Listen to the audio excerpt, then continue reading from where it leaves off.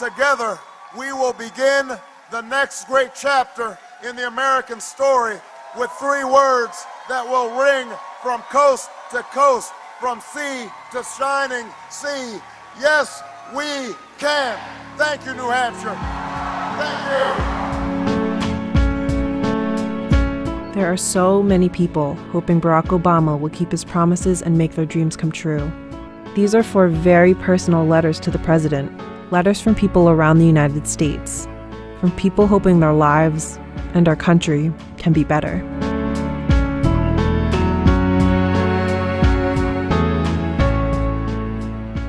Yes, we can to opportunity and prosperity. Yes, we can heal this nation. Yes, we can repair this world. Yes, we can.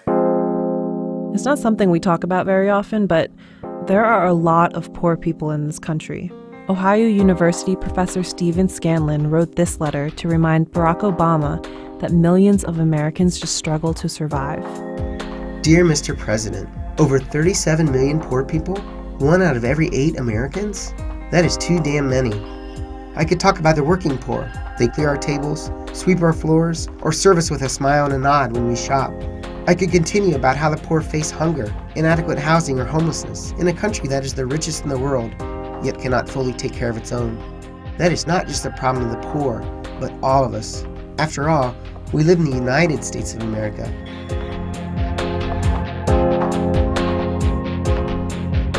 In these harsh economic times, it is likely that things will become even worse, with millions more knocking on poverty's door. Please don't forget them. It was sung by immigrants as they struck out from distant shores and pioneers who pushed westward against an unforgiving wilderness. Yes, we can. Immigration is way more complicated than the terms legal and illegal. There's a bill called the DREAM Act that, if it's passed, would provide immigrants who entered the country as children a way to become permanent residents. The bill would give a man named Ismael Cervantes the chance to stay with his family in Colorado and to stay in the country he calls his home. Dear President Obama, I am an immigrant living in Fort Collins, Colorado. My husband is an immigrant living in Fort Collins, Colorado. I came to the United States by car when I was 12 years old. I entered the country with a valid passport, but because the immigration officer at the border failed to stamp his documents, I am now facing deportation. I work and support my wife, who attends Colorado State University. We also are supporting his sister as she finishes her senior year of high school. If I am deported, my wife will face a difficult decision between continuing my education and staying together. If the DREAM Act were passed, I would be able to continue living in the United States with my wife, attend a university, and fulfill childhood hopes without fear of being deported.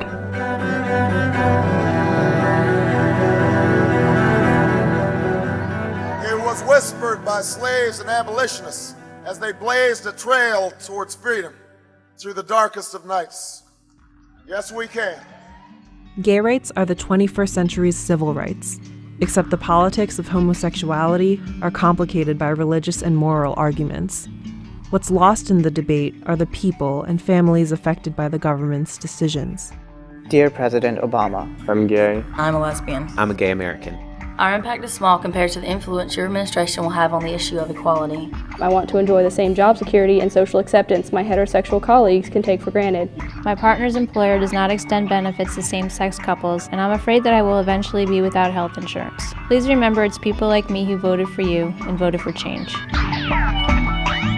My partner Allie and I have hope that your vision of change includes us. I'm due to give birth to our first child, and I long for him to grow up in a country that values his family. I'm not out to destroy institutions or redefine religious marriage. I simply want to be legally recognized for what we are, a loving, committed, and beautiful American family.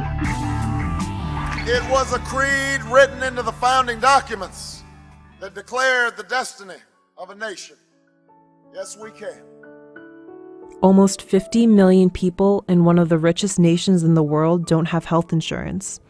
One of those people is a man from South Carolina named David Floyd, who's almost $100,000 in debt from paying for his little girl's cancer treatment. I am Diana, and my favorite color is blue and green and black and brown and white, and I used to have cancer. On a Sunday mornings, he was complaining of a bellyache. We left church and came back home. She took off her little dress, and there was a huge knot on her belly. My wife, Linda, went ahead and carried her to the emergency room. The doctors told us that she had a tumor and had to remove her kidney. She had to go through a series of chemotherapy and radiation, but through divine intervention, we were able to pull through.